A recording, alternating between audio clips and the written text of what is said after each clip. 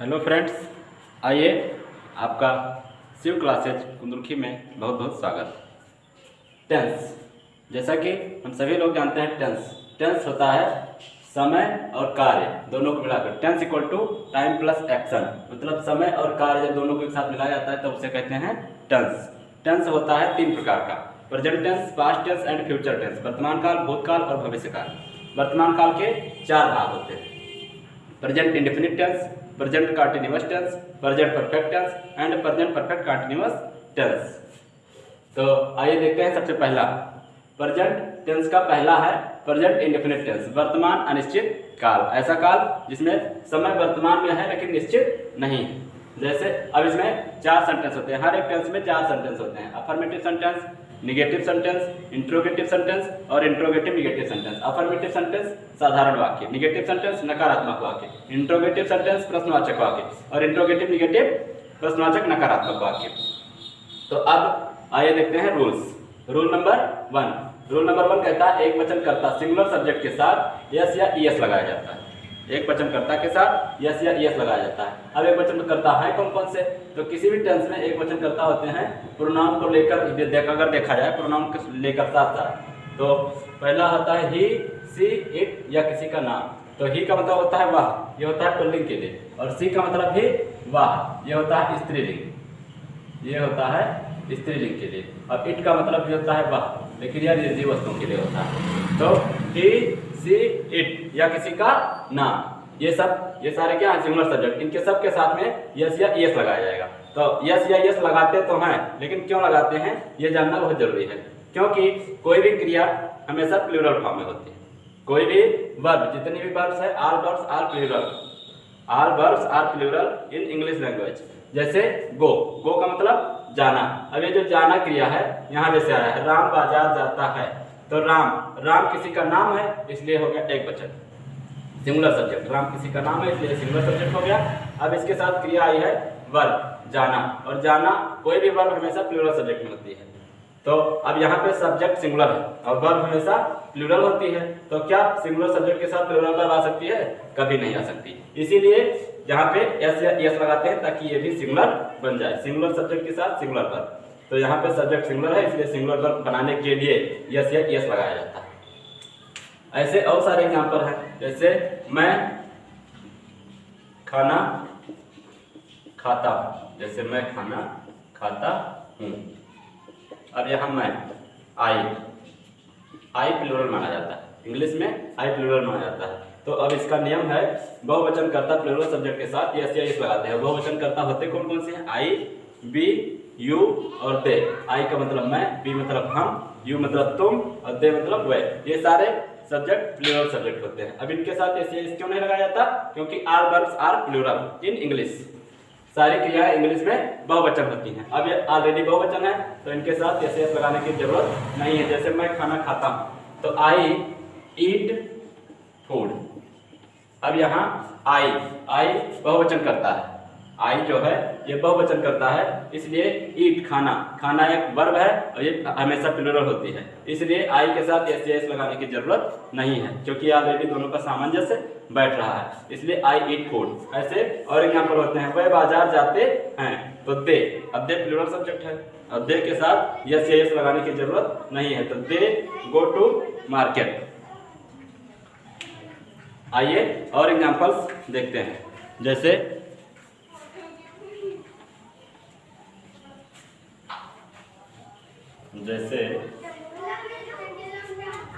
राम अपना गृह कार्य पूरा करता है। राम अपना गृह कार्य पूरा करता है। तो यहाँ राम किसी का नाम है, राम किसी व्यक्ति का नाम है। अब राम किसी का नाम है तो एक वचन कर्ता होती हैं ही, सी, इट या किसी का नाम। तो राम किसी का नाम है तो सिंगुलर वर्ब। अब यहाँ गृह कार्य पूरा करने के लिए होता है कंप्लीट, तो यहाँ पे हो जाएगा कंप्लीट, COMPLETE। अब कंप्लीट में यस या यस लगाने की जरूरत इसलिए नहीं है क्योंकि यहाँ पे सब्जेक्ट सिंगुलर है और वर्ब ऑलरेडी। यस या यस लगाने की जरूरत इसलिए है क्योंकि यस या यस लगाने की जरूरत इसलिए है क्योंकि वर्ब ऑलरेडी प्लूरल होती है और इसको यहाँ सब्जेक्ट सिंगुलर आया तो सिंगुलर सब्जेक्ट बनाने के लिए इसमें यस यस लगाना जरूरी है। अब राम कंप्लीट्स क्या पूरा करता है? His homework. His homework, Ram अपना गृह कार्य पूरा करता है। तो और जैसे देखिए, मैं बाजार जाता हूँ, मैं बाजार जाता हूँ। अब यहाँ आई प्लूरल सब्जेक्ट है, बहुवचन करता है, जैसा कि बताया मैंने। आई बी यू दे ये सारे बहुवचन हैं। तो अब यहाँ जाना वर्ब है और वर्ब ऑलरेडी प्लूरल होती है, यहाँ सब्जेक्ट पहले से प्लूरल है। I we you they plural subject होता है, तो यहाँ प्लूरल सब्जेक्ट पहले से बहुवचन करता, तो बहुवचन करता के साथ बहुवचन क्रिया लगाएंगे, इसलिए इसमें यस यस नहीं लगाने की जरूरत है क्योंकि यहाँ ये ऑलरेडी प्लूरल है। तो आई गो टू मार्केट। आशा करता हूँ कि प्रेजेंट इंडेफिनिट टेंस का अफर्मेटिव सेंटेंस समझ में आया होगा। तो आइए देखते हैं निगेटिव सेंटेंस। अफर्मेटिव सेंटेंस के बाद निगेटिव सेंटेंस। तो अब निगेटिव सेंटेंस के लिए क्या आता है? नकारात्मक वाक्य।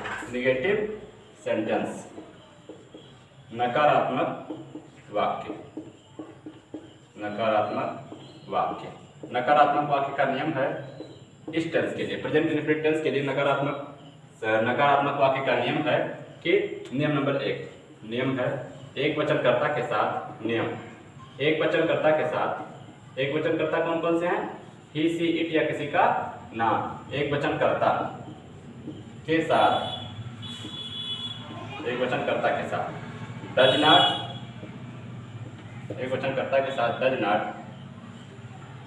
लगा देते हैं। जैसे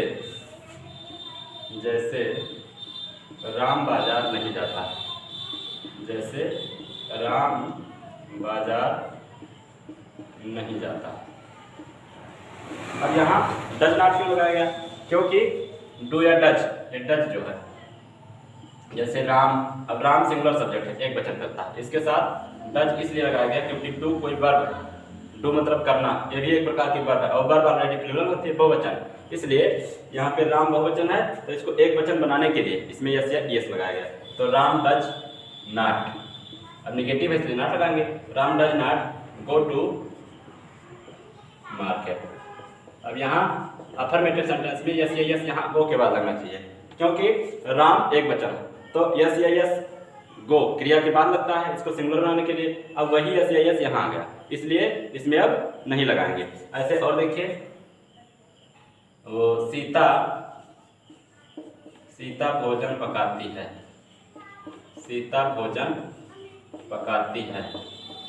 अब सीता कितने वचन है? एक वचन, क्योंकि किसी का नाम है, सिंगुलर सब्जेक्ट, एक वचन करता है। तो सीता अब पकाने के लिए थी कुक, लेकिन यहाँ सबसे पहले क्या लगाएंगे? सीता भोजन नहीं पकाती, ये ऐसे निगेटिव है। सीता भोजन नहीं पकाती है। तो सीता, अब इसके साथ क्या लगेगा? Does not. Sita does not cook food. अब अगर ये अफर्मेटिव होता तो सीता एक वचन और एक वचन कर्ता के साथ क्रिया के फर्स्ट फॉर्म में एस एस लगाया जाता है क्योंकि यह एक वचन है और वर्ब ऑलरेडी प्लूरल होती है, बहुवचन होती है, इसलिए इसको एक वचन बनाने के लिए एस एस लगाया जाता है। अब यहाँ वही एस एस डज नॉट के रूप में आ जाता है, इसीलिए यहाँ एस एस वर्ब में नहीं लगाते हैं। ये रहा नियम नंबर 1 एक वचनकर्ता के साथ। अब नियम नंबर 2 है बहुवचन कर्ता के साथ। नियम नंबर 2 यानी नियम दूसरा है कि बहुवचन कर्ता के साथ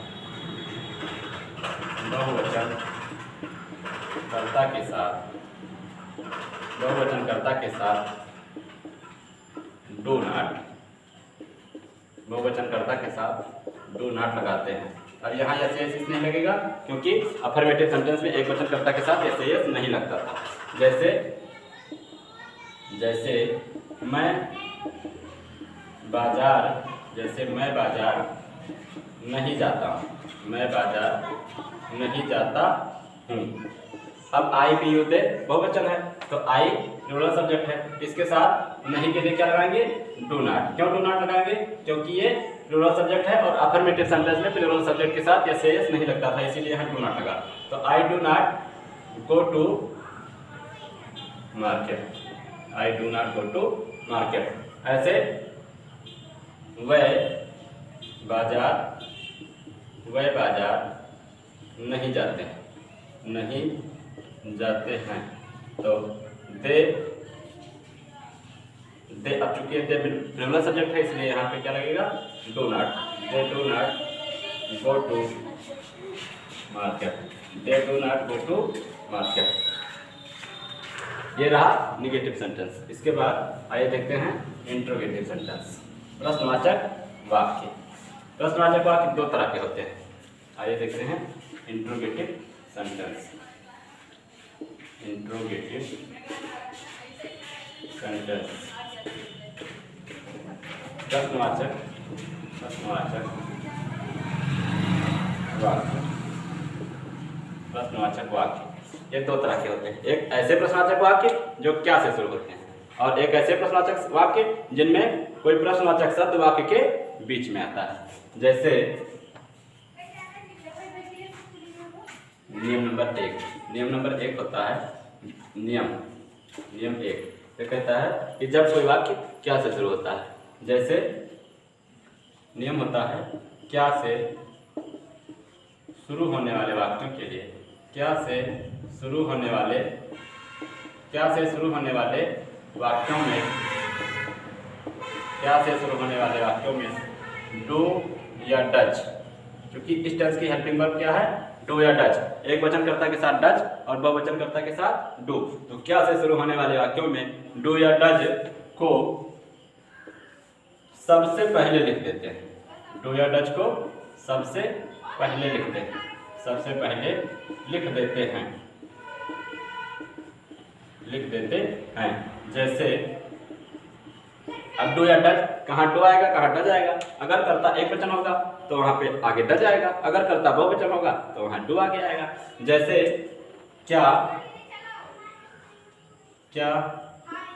सीता फूल तोड़ती है, क्या सीता फूल तोड़ती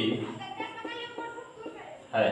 तो अब यहाँ सीता किसी का नाम है और ये है एक वचन, इसलिए यहाँ क्या आगे आएगा, डज। क्या के लिए क्या लगाएंगे, डज। इस क्या के लिए डज हेल्पिंग वर्ब आगे आएगा, क्योंकि सीता एक वचन है, सीता सिंगुलर सब्जेक्ट है। तो डज सीता, डज सीता। सीता का यस कैपिटल लेटर रहेगा क्योंकि किसी का नाम है। डज सीता प्लक्स, PLUCKS, फूल तोड़ने के लिए प्लक, तो यहाँ यस नहीं लगेगा क्योंकि ये यस यहाँ उठ के आ गया। तो does Sita pluck flower, does Sita pluck flower. ऐसे क्या राम बाजार जाता है, क्या राम बाजार जाता है। तो अब यहाँ भी डज आगे आएगा क्योंकि राम कितने वचन है, एक वचन, क्योंकि किसी का नाम ही सी इट या किसी का नाम, ये सारे सब्जेक्ट एक वचन होते हैं, सिंगुलर सब्जेक्ट होते हैं। तो यहाँ क्या आगे आएगा, डज। और राम को कैपिटल लिखेंगे क्योंकि किसी का नाम है। तो डज राम। अब जाने के लिए जी गो, और इसमें जो गो में यस यस लगना था वो पहले यहाँ आ गया। तो does Ram go to market, does Ram go to market. और यहाँ ध्यान रखना है इसमें इंट्रोगेटिव मार्क जरूर लगाना है, अगर इंट्रोगेटिव मार्क नहीं लगा तो पूरा सेंटेंस गलत हो जाता है। ये रहा क्या से शुरू होने वाले वाक्य। इसी में बहुवचनकर्ता के साथ देखिए क्या लगाते हैं, बहुवचनकर्ता। मान लो बहुवचनकर्ता आया, जैसे क्या वे मंदिर जाते हैं, क्या वे मंदिर जाते हैं, क्या वे मंदिर जाते हैं। तो अब यहाँ पे वे जो आया ये प्लूरल सब्जेक्ट है, आई बी यू दे, ये सारे बहुवचन थे। तो दे, अब दे प्लूरल सब्जेक्ट है इसलिए आगे क्या आएगा, डू। डज आगे नहीं आएगा क्योंकि यहाँ पे वे प्लूरल सब्जेक्ट है। तो डू दे, डू दे। अब जाने के लिए जी गो, अब इसमें जो जैसे लगना था वो नहीं लगेगा क्योंकि प्लूरल सब्जेक्ट है। तो do they go to temple, और इसके बाद लगेगा इंट्रोगेटिव मार्क। ऐसे क्या मैं फूल तोड़ता हूँ, क्या मैं फूल तोड़ता हूँ। तो अब यहाँ आई, मैं की अंग्रेजी आई, आई वी यू दे, ये सारे के सारे बहुवचन हैं, इसलिए यहाँ क्या आगे आएगा डू। डू आई फूल तोड़ने की अंग्रेजी प्लक, PLUC के plug the flower, do I plug the flower, और इसके बाद इंट्रोगेटिव मार्क। इंट्रोगेटिव मार्क लगाना बहुत जरूरी है, क्योंकि अगर इंट्रोगेटिव मार्क नहीं लगाए तो सेंटेंस पूरा पूरा गलत हो जाता है। अब यहाँ डू, इसमें यस यस क्यों नहीं लग रहा है, क्योंकि अफर्मेटिव सेंटेंस में बहुवचनकर्ता के साथ यस यस नहीं लगाते थे, इसीलिए यहाँ यस यस नहीं लग रहा है। तो अब हेल्पिंग वर्ब, इस टेंस की अगर हेल्पिंग वर्ब पूछी जाएगी तो क्या हो जाएगा डू या डज, एक वचनकर्ता के साथ डज और बहुवचनकर्ता के साथ डू। यहाँ जितने भी सब्जेक्ट दिखाई दे रहे हैं सारे बहुवचन हैं, इसलिए डू को आगे ले आए। अगला नियम होता है यदि कोई प्रश्नवाचक शब्द क्या से ना शुरू हो, उसके बीच में वाक्य के बीच में कोई प्रश्नवाचक शब्द आए, जैसे नियम, अगला नियम है, अगला नियम, यदि कोई प्रश्नवाचक शब्द, यदि कोई प्रश्नवाचक शब्द वाक्य के बीच में आए, यदि कोई प्रश्नवाचक शब्द वाक्य के बीच में आए, तो उस शब्द की अंग्रेजी या उस शब्द की इंग्लिश, उस शब्द की अंग्रेजी सबसे पहले लिखते हैं, उस शब्द की अंग्रेजी सबसे पहले लिखते हैं, उस शब्द की अंग्रेजी सबसे पहले लिखते हैं।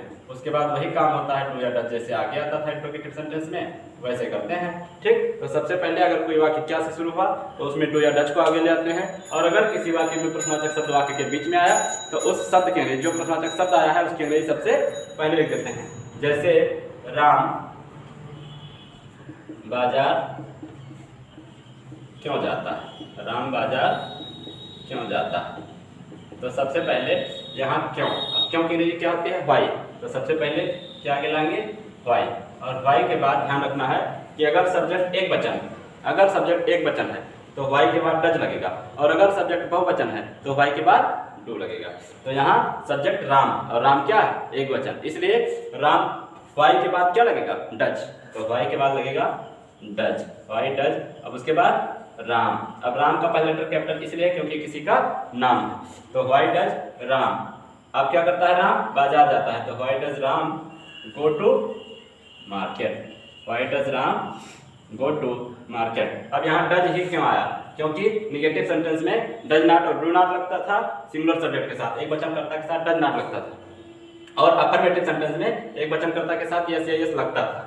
और क्यों लगता था, क्योंकि वर्ब हमेशा प्लूरल होती है और इसको सिंगुलर बनाने के लिए यस यस लगता था। तो यहाँ पे राम क्या है एक वचन है। इसी तरह अगर बहुवचन में होगा, जैसे मैं बाजार क्यों जाता हूँ, इंग्लिश में आई को प्लूरल माना जाता है, मैं बाजार क्यों जाता हूँ, मैं बाजार क्यों जाता हूँ, तो अब यहाँ बनेगा इस फिर क्यों की अंग्रेजी आगे लाएंगे, क्योंकि ये वाक्य के बीच में नियम यही कहता है कि यदि कोई प्रश्नवाचक शब्द वाक्य के बीच में आए तो उस शब्द की अंग्रेजी सबसे पहले लिखते हैं। तो आप उस शब्द की अंग्रेजी सबसे पहले लिखेंगे, तो क्यों की अंग्रेजी क्या लिखेंगे वाई।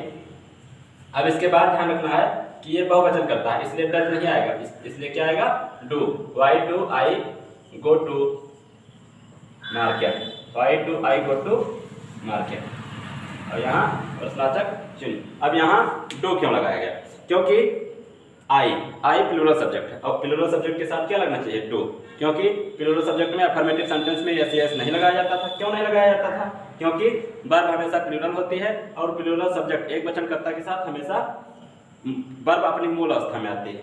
तो why do I go to market, ऐसे और देखिए वह मंदिर कब जाते हैं, वह मंदिर कब जाते हैं। तो आप सबसे पहले इस कब की अंग्रेजी लिखेंगे, कब की अंग्रेजी क्या होगी when। अब उसके बाद यहाँ वह प्लूरल सब्जेक्ट है इसलिए डज नहीं लगेगा, लगेगा डू, तो when डू।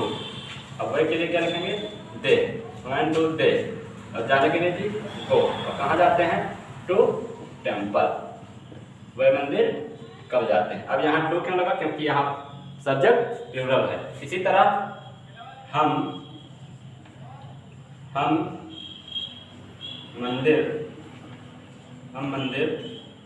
क्यों जाते हैं, हम मंदिर क्यों जाते हैं। तो अब इसमें भी वैसे होगा, बस केवल यहाँ पे क्यों चेंज हुआ है, क्या बनेगा वाई डू बी। अब यहाँ डू क्यों लग रहा है तो समझ में आ ही गया होगा आप लोगों को, यहाँ पे डू क्यों लग रहा है, क्योंकि यहाँ पे प्लूरल सब्जेक्ट है और प्लूरल सब्जेक्ट के साथ एस नहीं लगाया जाता। तो why do we go to temple.